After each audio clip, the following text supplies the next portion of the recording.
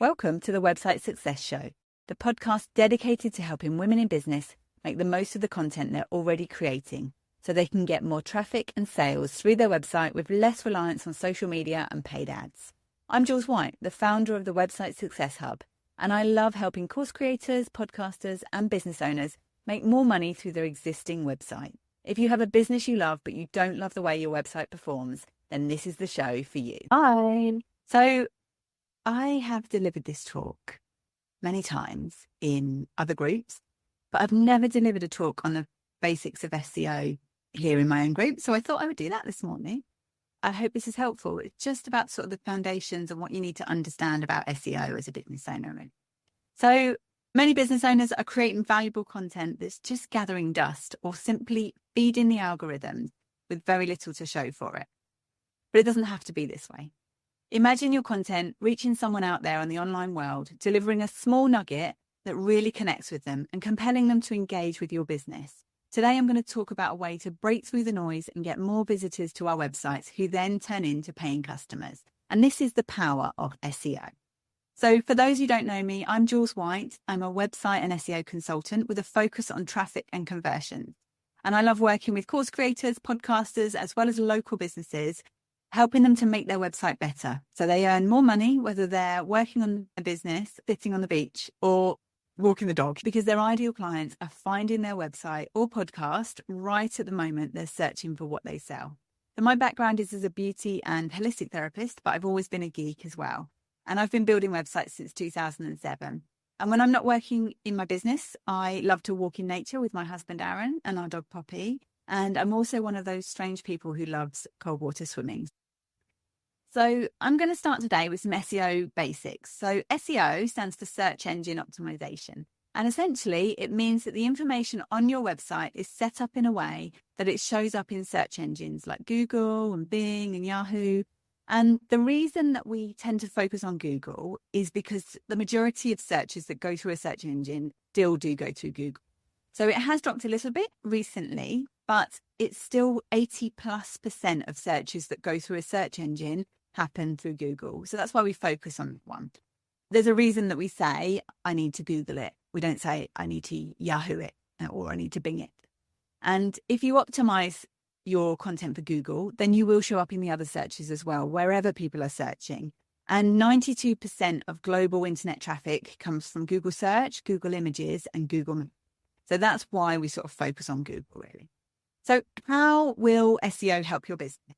Essentially, what it does is it helps you to stop relying on short-term tactics and instead embrace a long-term and more sustainable marketing strategy that can bring you a steady stream of clients into your business from content that you already own. It's a great alternative to paid ads and social media where once you stop doing those things, then the traffic stops. And rather than relying on interrupting people's scroll as they're using social media, if the algorithms even decide to show your content, people are actually out there searching for your solution to their problem, and you can connect with them right at the moment they're actually making that search. So creating your content with an SEO plan in mind allows you to become the go-to expert in your niche, and it helps to build trust with your audience. And you're also borrowing a little bit of Google's trust as well. And we trust Google to deliver good results in the search results pages because their algorithm is so complicated and they take on so many factors that we actually, when we type something into Google, we trust that what appears at the top of the search is going to be pretty much, and we don't always get exactly what we're looking for, but we always get, a good idea, really. There's usually a few sites there that are helpful. So when our sites show up in those top positions, we borrow a little bit of that trust from Google as well. So that's really helpful for our business. And something to know is that SEO is not a quick fix. However, if you get it right, you can get results within a few months. And what you're doing with your website SEO can also boost, if you've got a podcast, it can boost that, or your YouTube channel, even your social media accounts. Having that robust plan in place can help you throughout all parts of your business. So wherever you're creating content, whether that is blogs or service pages or product pages on your website, it can be a roadmap to help you understand what content to create, to stop wasting time creating stuff that does nothing for your business, or disappears straight away. And even down to things like what emails you're going to send out that week. If you're creating your content with a plan, it can be your roadmap for everything, really. I actually released a podcast episode on this, episode 12, about why focusing on your own content, on your own domain first is really important. So recommend having a listen to that as well. And that's just reinforcing why it's important to focus on our own content first, really. So how does search work? Google and the other search engines want to deliver the best results for its customers, who are the people that are actually making the search. They want the most useful and the most appropriate content for the search that somebody's making. So their little robots go out and crawl through the whole internet. They crawl through every web page and essentially put them into a big catalogue. And this catalogue is Google's index. And the bots are clever and they're getting cleverer all the time, but the information still needs to be organised in the right way. And AI is changing things, but with the explosion of content that's coming out there, probably even more important than ever that your information is readable by the bots and that people and Google understand how your content relates to what people are actually searching for. One thing to note is that Google ranks web pages rather than whole websites. So if you think about Google search results, it's one particular page that they're showing that will take people through to. And I think that's a big thing to understand about SEO. We can end up trying to rank our whole site for the same thing, but actually it's each individual page that you need to give a job and try and get to rank for one particular search term in the beginning, really. Just have one focus for each page so that Google understands which of your pages is the most relevant to that particular search that somebody's doing. And one thing to mention is whether you are talking about landing pages or websites or web pages, they are all essentially just web pages. They're all just one particular page on the internet that Google or whichever search engine is going to point people towards. It just makes you have a little bit of a focus with each page on your website. What's the job of this page? What do you want this page to appear for? And what action do you want people to take from that page? So I'm just going to show you a little bit about the search results pages. And it's really good to understand this because I think the big thing that this shows is the difference between showing up in position 1 and showing up in position 10. So when you look at a search results page, and these are all changing, and literally in the last week, this has changed. Google is now showing more AI generated search results. So things will look different, and that is changing things in SEO, but it's still the things that are happening in the background to determine whether your site is showing or not is still pretty much the same. So the first thing we see in a search page is usually ads. Again, this is changing with the generative search from AI, but there's still going to be ads involved in that because Google relies on that ad revenue to run its business. That's where it gets its money. The majority of people don't click on ads. They reckon about 25% of people click on the ads. Then the next thing down from the ads is organic search position 1. And this is the goal. This is where we want to get to. This is the thing that gets the lion's share of the clicks. The majority of people, if they get past the ads, then they're going to click on position 1. So this is what we're aiming for when we try and rank our pages. Then below that, we have a section that people also ask. And this can be really helpful if you're trying to do some keyword research and you're trying to understand what people are actually searching for on Google around your business. This can be really helpful to look at this section here. So you can use it for keyword research. So you could just go to a Google page and type something related to your business in the search term and see what comes up in this people also ask section. This is where there are common questions that people are searching for in relation to that on Google. This website is actually, when you look at where they are in the real results, they're in position 20, but they're showing up just below position 1 because they've got a question of what is a wellness coach. They've answered that question well. And so they're now showing in organic position, essentially below position 1 in this position here. So if you've got the right content, you're answering questions well. So it's not just about the whole web page showing up. It's about if you've got questions on frequently asked questions on other pages, then this can be a great way to actually jump up the rankings as well. So knowing what people are searching for can be really powerful. It can make a massive difference when you're planning your content on your pages, and you can just weave those kind of things throughout your pages, and that can get you a good result where you can literally leap up. This website leapt up 18 positions to almost this isn't position 2, but essentially that's where it is below position 1. So it certainly can get clicked on very often. Below that, we then have find results on. So this is where you can optimize your content elsewhere on the internet. So if you're using your social media pages, actually making sure that you've got your keywords in your descriptions and the things that you're putting on social media can be really helpful. And this can also show up things like LinkedIn. Other listings can show here as well. So if you're well optimized throughout your web presence, then that is where you can show up here too. Coming down next, we have Google Maps, and Google Maps are really helpful, especially if you are a local business. If you've got a pin in the map in particular, or you service a local area, then this is one of the best things you can do to get quick wins with your SEO. I'm very passionate about Google business profiles and utilizing them as much as we can. 46% of all searches on Google are linked to something local. So if you can use keywords in your Google business profile, you can get some really quick wins showing up here in the map. So you firstly see these 3 positions. So this is what we call the local map pack, and we try and that's what we're aiming for our Google profile showing up as. But when you click on more places, then that will also give you all of the other places locally too on the maps as well. And it looks different when you're looking on mobile, then the map results are going to look very different here as well. And it's also worth noting that different people will have different search results. So based on your search history, based on whether you've got cookies turned on, based on what websites you've visited before. So this just gives you a general idea of where you're actually sort of showing up in Google for different search terms.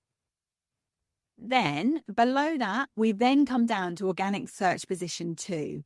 And this is, I think, a really good way to show how much of a difference it makes being in position 1 versus position 2, because we've seen position 1, we've seen all of that noise in between those 2 pages before we then get down to position 2. The top 3 organic search results get 54% of the clicks. And especially now, Google got rid of their pages for a while. We didn't have that for a while, but they've gone back to now having actual pages. So you don't keep scrolling to get to the results below page 1. You now have to click back over onto page 2. And most people won't. Most people won't click into page 2, which is why we want to try and get into these top results. So below position 2 is when we would then see positions 4 through to 10, essentially. But what I've actually popped in here is an example of some of the generative search results that we see now in Google. So this was a search I did for podcast SEO, and it came up with essentially within these drop downs here, it's showing lots of different websites there as well. So things are changing, as I say, with AI, but it's still really important to do what we can to optimize our sites to have the information in the right places. So we're going to come on to talking about keywords. Before you start thinking about doing anything around your SEO and trying to optimize your website, it's really important to get clear on who we help, what problem we solve for them, and what language they use around. So what are the core topics that we cover in our business, and how are our customers talking about? So once you've established your ideal clients, what problems you solve for them, then you need to work out what they are actually looking for in Google or in any search. So a keyword is essentially the thing that people type into a search bar when they're looking for something. So we've got 2 types of keywords. We've got seed keywords and we've got long tail keywords. So seed keywords are kind of like, well, what we've got here is SEO services. That's a very broad term. There's lots and lots of people searching for that each month, but there's also a ton of content out there around. So that's not a term that I would be expecting to rank for my small business website. However, I still want Google to associate that term with my website. So it's not something where that's going to bring me lots of traffic. Google understanding that my business is around SEO services is really important. But then the chances where there are less competitive keywords that we can go after, it helps me with those as well. So keywords can be a little bit misleading. want to really think of it as key phrases, really, because those are the ones that we really want to try and find some opportunities for. Essentially the ones that have 3 words or more, and they're more like a sentence, really, because there's going to be less competition out there about them. So the longer keywords here, SEO services for course creators UK is a bit more of a specific term. And the people who are looking for something along those lines are there's a lot of intent there for them actually looking for someone to help them with something. How to promote business locally online is another one that I've got as an example there. This one is quite an interesting one because with the AI search result, one of the things that businesses need to consider now is the type of content that they're creating, and can what they're creating, does it answer a question that Google can answer in one search generative result? So can AI give that answer to that question quite quickly and easily? And if they can, it might be worth thinking about different type of content to create. Once you've already created sort of the basics that helps Google understand you're an authority on this topic, then sometimes switching to creating content that has more of a commercial intent behind it could help your business more. So the other example I've got there is dog-friendly cafe near me. And this is one that is people are looking for a specific type of business. They're looking to find a dog-friendly cafe right near them. So I'm going to come on to search intent in a moment, but this is something that is worth thinking about, and especially now because things are changing with the searches. So one thing to bear in mind is that 15% of searches every day on Google have never been searched for before. So I think that it's quite encouraging to know that fact. And it's something that if you feel like there's something emerging in your industry, then I would say create some content around it. Even if the search tools aren't showing that there's anybody searching for it that month. But if you've got a hunch about your industry that you think this is going to be the next big thing, creating some content around it can be a really good idea. So we're not diving in fully into sort of keyword research today, but keyword research is where everything should start when you're starting to think about your content plan and starting to think about putting an SEO plan in place. Or if you're even thinking about developing a new product or launching a new service, starting with some keyword research can be a great place to start because it helps you to understand the demand for it. So I work with clients and we do keyword research, and often this is where they have big light bulb moments, and it can indicate to them what the demand is and the kind of language that people are using around that. So I recently did some keyword research around SEO because I haven't done any for a while. And one of the things that I've seen a lot this year is around SEO being dead because of AI, and SEO and AI is going to kill off SEO and websites are going to get killed off. And actually just doing this keyword research has reinforced the fact that SEO is very much alive. So July last year, there were 33,100 searches for SEO services. And then in October, that went up to 60,500 searches. And that has pretty much stayed there since then. So that is a massive, massive difference, and a good reinforcer of the fact that actually this is not a dying thing. SEO is still very much relevant. And this is just SEO services. When I actually looked for SEO as a term itself, the figures were incredible, that it was just always on the up. And that's really good. For me, for my business, I'm like, yes, that's amazing. I'm still on the right track. It's still a good thing. And that's something that can help with my clients as well. So when we do that keyword research, you can understand which parts are powerful, which parts are valuable to go after, which kind of content you should be creating around on your website around those terms. And you end up not going down rabbit holes in the wrong direction, essentially. So not all keywords are created equal. There are good keywords and there are bad keywords. It's good to make sure that when you are trying to target a particular page that you want to rank, that make sure that you're going after a long tail keyword. So we associate one keyword or key phrase with one page. So the reason that we do that is we don't want our pages competing against each other. So if you've got 2 articles about the same topic, then you need to approach it slightly differently so that Google understands which of those articles is the most important and the best result to deliver around that. And if you have got that kind of situation, sometimes it's worth consolidating those into one article so that you can make one really good article that fully covers a topic and then Google understands that that's the page that's the best one to deliver that result. One of the things to consider is search intent. So we need to think about, what is somebody trying to achieve when they're actually making that search? How can we then help them to understand that you're the expert on that particular topic? So informational queries are where people aren't asking questions, or they want to learn something. Things like, what is normal body temperature could be an informational query. Commercial search intent is where people are looking to do a little bit of research before making a purchase. So that might be something like hair salon near me. A transactional search is a search that's performed when someone's actually ready to buy something. So they want to complete a specific action, usually to make a purchase. The kind of searches that would have things like best or buy or discount, those kind of words within the search that really indicate people are ready to buy.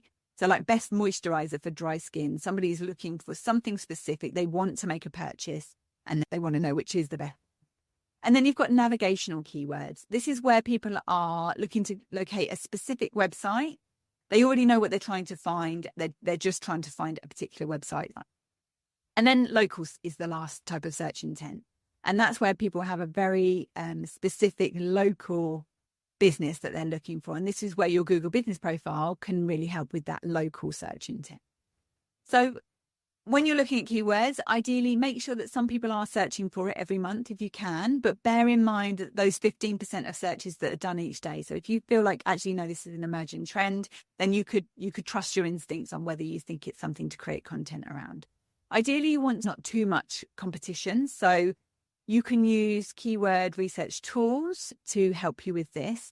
There's Google's Keyword Planner is one that you can use for free. It's not the easiest to use and not the most fun to use. I like KW Finder, which is actually a paid tool, but you can get, I think, 3 searches a day for free. And that one seems to work well. It gives you a competition score as well. So it will tell you how likely, as well as telling you how many people are searching for a term each month, it will also tell you how hard it's going to be to actually try and rank it. And it's something that it's worth not taking that as gospel, because there's so many different things that it can depend on how competitive a keyword is. And that's why sometimes getting some professional help with your keyword research can make all the difference, really.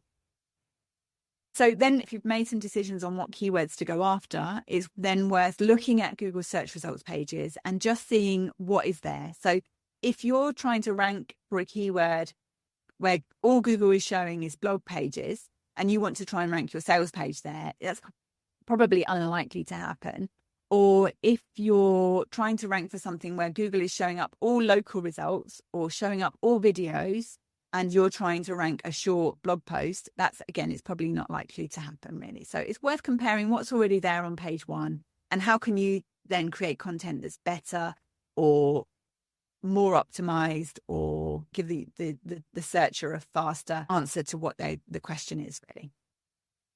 So once you've determined your keywords, there are some places on your website that you can use them. And this is the bit that people often find really confusing. But once you get your head around this, it doesn't have to be that difficult. And if you're creating content for your website anyway, just naturally using these can make all the difference.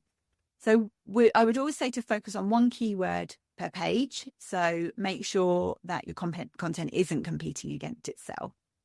And the places in the page that you need to use your keywords are ideally within the page title.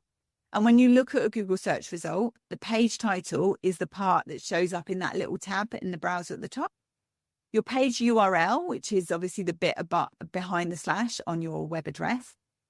And the page URL can be a really powerful place to use your keywords. I see it time and time again where when I'm looking at my keyword or my SEO tools, pages are ranking, and the only thing that seems to be causing them to rank is that they've got the keyword in the URL. It's not particularly great content. It's not particularly optimized, but they are using it in that URL. And you can't always do that. If it's something like your homepage or your about page, then that you may not be able to use it there. But if it's a blog page, or if you were doing a case study of a client and you're a local business, using those URLs strategically can make a difference. But you do need to make sure that it does align with the content on the page as well. So many years ago, SEOs used to just be able to stuff keywords into a page and Google would rank that. That doesn't happen so much now. You need to make sure that it does actually deliver on what it says it does in that URL. And then the next place is your H1 heading. Ideally, we just want to have one H1 heading on each page, and that should contain the keyword there if you naturally can. And sometimes you can't. Sometimes that H1 heading, it just doesn't work. It doesn't work for a human. And that's what I would always say to focus on is focus on the humans that are doing the search first, who are going to be reading it. If you read it out loud and it doesn't sound like it's natural, then don't use that keyword there. But ideally, you'd have a little thought about that before you create the content on your page so that you can naturally weave it through there. And then you do naturally need to weave it throughout the content as well. So ideally within the first 250 words of the page and the last 250 words of the page, you want to bring it back to that topic that you're talking about. Then the other places are your image file names, and we don't always have control over our image file names. Some website builders, I know I use with FBA Create, it changes the names when you upload it. I know Kajabi does the same. But if you can do it, then it's a good habit to get into, to name your image file name in SEO friendly ways. And I think this also encourages us to think about the images that we're using on our website and think about whether it aligns to the content that you're actually talking about. Because if that doesn't naturally correspond, then maybe that's not the best image to use at that point in your website. For example, if you were a salon and you had a little paragraph talking about back massages, and then you had a picture of a pedicure next door to it, that is a little bit of a disconnect, and it doesn't help that page to immediately convey what you're talking about within the copy. And then the image alt text as well. And you should be able to find this in your website builder. In the place where you add your images, there should be a box that says image alt text or alternative text. And then putting that in there can really help as well. So making sure you've got at least one image on the page that has the keyword in the alt text. And then you can also use your keywords in other places online as well, such as your social media bios, your posts online, your Google business profile, your Pinterest pins. Using those keywords throughout those places can really help you to make sure that your content is aligning with what people are actually searching for. And then the last thing I wanted to talk about was in links. So links are really important for SEO. And if you have internal links on your website, so linking your own pages to each other, but also if hopefully you're getting backlinks from other places outside of your website, so other sites are linking back to yours. If those links also contain the keyword of the page that you're linking to, that can be really helpful as well.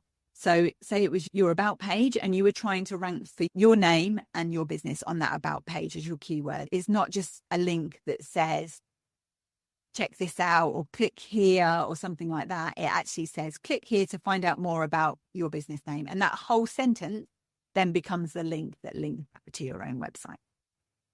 So that's a lot of places to use. I do have a checklist of these that you can get from my website if that makes it easier. So you can literally just check off where you should be using your keywords on your pages. So let's talk about where to start. The most important pages, as a general rule on your website, the most important pages are the ones that have the highest likelihood of attracting new traffic. They form the strongest impression with your users, and they have the highest chance of leading to a sale. So it's the money pages that you would want to be thinking about optimizing first. And Google looks for certain pages on your website as a signal that you are trustworthy, that your website is trustworthy, that you are a legitimate business and that you're trustworthy. And that is your homepage, your about page, and your contact page. So if you have those on your website, then that's good. You don't necessarily have to optimize all of those for SEO first, but just having them there, as well as some legal pages like privacy policy, accessibility, terms and conditions, that can go a long way to helping Google understand that you are a legitimate business.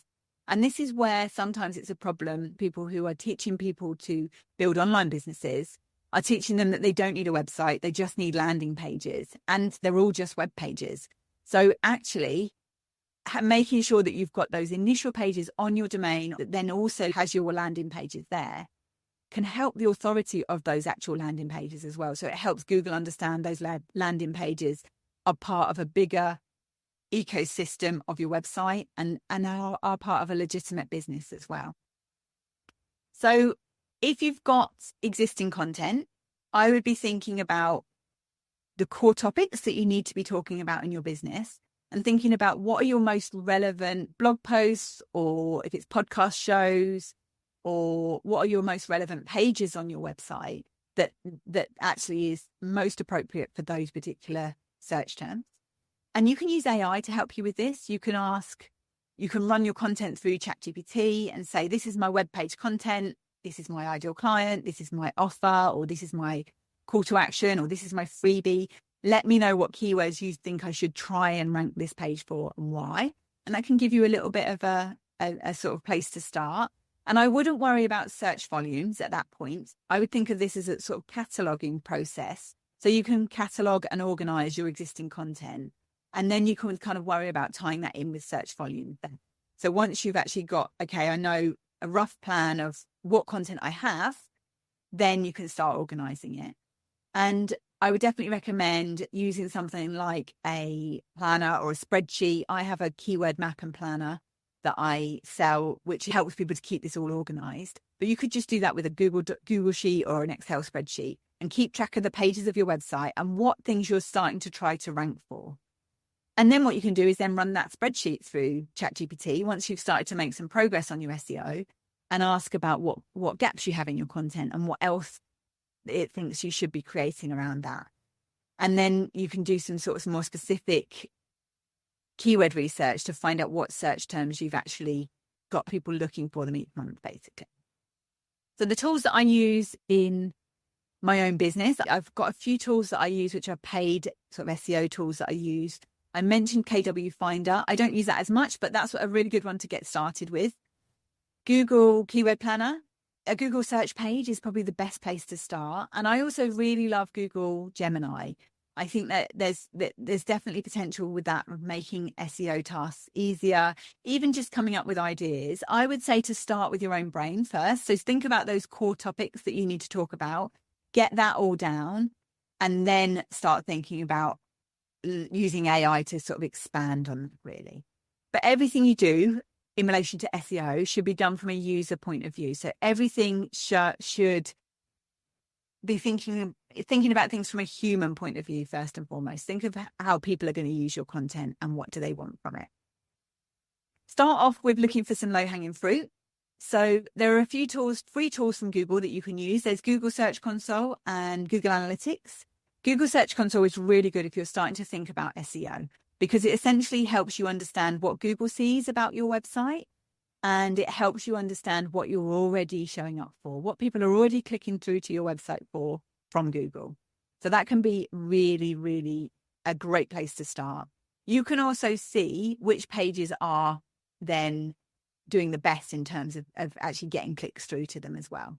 So I would definitely say start there. If you've got Google Search Console and Google Analytics set up already, you can have a little look through there. Google Analytics helps you understand what people do once they actually come through to your website. If you haven't got those set up, I would definitely say to start with that and get those set up, because even if you're not planning to do anything with your SEO right now, they gather the data in the background. So the sooner you do it, the better. Your future self will definitely thank you for setting those up. And they're not difficult to set up as well. So some words of encouragement is that SEO can be difficult and can be very technical, but it doesn't have to be. And there are a lot of advanced strategies, but the majority of businesses aren't actually doing the foundations and doing the basics. So the stats are that around 91% of websites receive no organic traffic from Google, 91%. And what that essentially means is that most people aren't doing the basics to help search engines understand about their website and understand what their content's all around. So if you're simply doing slightly more than your competitors, then you can get some good results with SEO.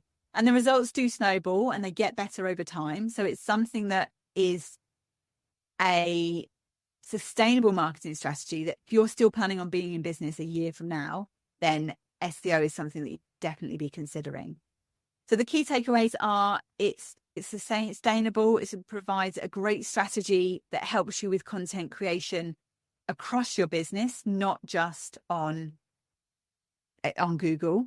And even if everything changes with how people search, so even if you optimize for Google and Google goes away tomorrow, which realistically that's not going to happen, the work you've done will still pay dividends in the future anyway. It's really important to get clarity on what you're selling, who it's for, and what the core topics are in your business. And that's really important before you start thinking about SEO.